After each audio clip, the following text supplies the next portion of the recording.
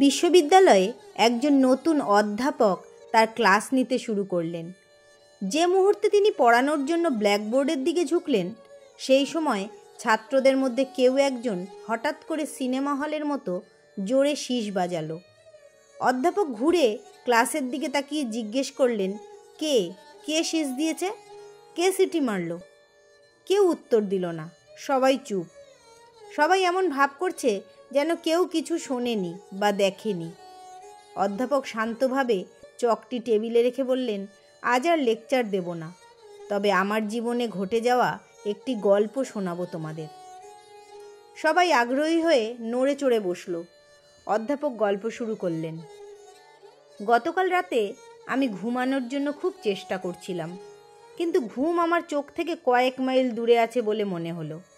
ভাবলাম, ঘুম যখন আসছে না, আমার গাড়িতে রাতে পেট্রোল ভরে রাখি, যা কাল সকালের ভিড়ে আমার সময় বাঁচাবে এবং তারপর নির্বিঘ্নে আমি ঘুমাতেও পারবো। গাড়ি নিয়ে বেরিয়ে ট্যাঙ্কটি পরিপূর্ণ করে নেওয়ার পর দেখি পুরো রাস্তা খালি। চারিদিকে ঠান্ডা বাতাস, আকাশে হালকা মেঘের আড়ালে আধো চাঁদ। তাই ভাবলাম একটু আশেপাশে ঘুরেই আসি। একটু সামনে অগ্রসর হতেই হঠাৎ রাস্তার পাশের এক কোণে আমি একজন ভদ্রবেশী তরুণী মেয়েকে দেখলাম। আলো আধারিতে দাঁড়িয়ে আছেন অসহায়ভাবে। যেই রকম সুন্দরী সেই রকম সুন্দর পোশাক তার। পোশাকটি দেখে মনে হচ্ছিল তার রূপের সঙ্গে ম্যাচ করে কোনো নিপুণ শিল্পী এটি বানিয়েছেন। নিশ্চয়ই কোনো পার্টি থেকে ফিরছেন তিনি। আমি চোখ ফেরাতে পারছিলাম না। প্রথম নজরেই প্রেমে পড়ে গেলাম। সৌজন্যতা বোধ হারিয়ে আমি আমার গাড়িটি ঘুরিয়ে তার পাশে থামাই। গাড়ির কাঁচ নামিয়ে জিজ্ঞেস করলাম, আমি কি আপনাকে কোনো সহায়তা করতে পারি? যদি কোনো সাহায্য করতে পারি তবে বলুন।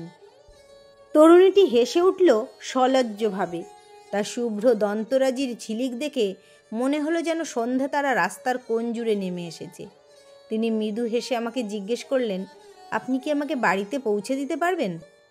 তার গাড়িটি আসবে না, কারণ স্টার্ট নিচ্ছে না বলে জানিয়েছে তার ড্রাইভার, আর সে কোনো ট্যাক্সিও পাচ্ছে না অনেকক্ষণ ধরে। আমার হার্টবিট বেড়ে গেল। আমি গাড়ি থেকে নেমে তাকে আমার সামনের দরজা খুলে দিলাম। তিনি আমার সাথে সামনের সিটেই বসলেন সানন্দে। অতঃপর আমি তাকে নিজের পরিচয় জানিয়ে বললাম, আমি আপনাদের এলাকারই পাশের বিশ্ববিদ্যালয়ের অধ্যাপক। উনি ওনার পরিচয় জানালেন। আমরা কথা বলতে শুরু করলাম এবং অবাক হয়ে দেখলাম তিনি খুবই বুদ্ধিমতী। বিভিন্ন ধরনের টপিক নিয়ে আলোচনা করার পর বুঝলাম সবগুলো বিষয়ের ওপরই তার প্রভূত জ্ঞান আছে, যা আজকালকার অনেক যুবকেরই নেই। অনেক দূরে তার ঠিকানায় যখন পৌঁছালাম, তিনি আমার বিনয়, প্রকৃতি ও সুন্দর আচরণের প্রশংসা করে বললেন, আমরা দুজনেই মুক্ত মনের মানুষ, আমাদের আবার দেখা হতে পারে? এবং লজ্জাবতী পাতার মতো গুটিয়ে না গিয়ে বলেই ফেললেন, আমার মতো একজন যুবক ছিল তার কল্পনায়। রাগঢাক না করেই জিজ্ঞেস করলেন, আপনি কি বিবাহিত? আমি বুঝে ফেললাম তিনিও প্রথম দর্শনেই আমার প্রেমে পড়েছেন। আমি বললাম, আপনার অপরূপ সৌন্দর্যের কারণে প্রথমেই আমি গাড়ি ঘুরিয়েছিলাম। এই রকম একজন রাজকন্যার স্বপ্ন আমি দেখতাম, যে দেখতে ঠিক আপনার মতো হবে, এবং আমি ভাবতাম তাকেই আমি বিয়ে করব। তারপর আপনার জ্ঞান, বুদ্ধি ও কথার গভীরতা শুনে আমি খোলাখুলি বলছি, ইতিমধ্যে আমিও আপনার গভীর প্রেমে পড়ে গেছি। মেয়েটি বলল, আসুন আমাদের অ্যাপার্টমেন্টে, চা খাবেন ও আরও কিছুক্ষণ গল্প করা যাবে। প্রেম যখন প্রকাশিত হয়েই গেছে দুই তরফে, তাহলে আর দ্বিধা রেখে লাভ কি? ওর বাসার ভেতরে চলে গেলাম। আরও কিছুক্ষণ গল্প করে বিদায় নেওয়ার সময় সে আমাকে বলল, শুনুন, আপনি যে বিশ্ববিদ্যালয়ের কথা উল্লেখ করছেন, আমার ভাই সে বিশ্ববিদ্যালয়ে পড়ে, মানে আপনারই ছাত্র হবে। যদিও সে এখন বাসায় নেই। আপনি ওর দিকে একটু খেয়াল রাখবেন যেন ঠিকমতো পড়াশোনা করে।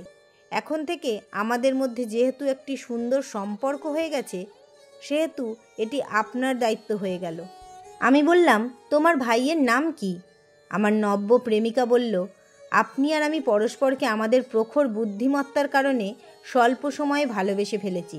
আপনি আপনার বুদ্ধি দিয়ে খুঁজে বের করবেন তাকে। তাই আমি আর নাম বলছি না, তবে আমার ভাইয়ের একটা বৈশিষ্ট্য আছে যা দিয়ে আপনি তাকে চিনতে পারবেন। বললাম, আচ্ছা, তাহলে বলো কি সেই বৈশিষ্ট্য? আমার প্রেমিকা বলল সে প্রায়ই হঠাৎ জোরে শীষ দেয়। পুরো ক্লাসের সমস্ত চোখ তৎক্ষণাৎ যে ছেলেটি শীষ দিয়েছিল তার দিকে ঘাড় ফিরিয়ে তাকিয়ে রইল।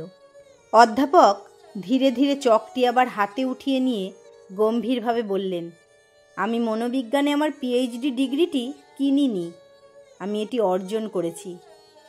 মূল থিম হলো বিজ্ঞ অধ্যাপক একটি কাল্পনিক গল্পের মাধ্যমে ক্লাসে শীষ দেওয়া ছাত্রটিকে খুঁজে বের করলেন।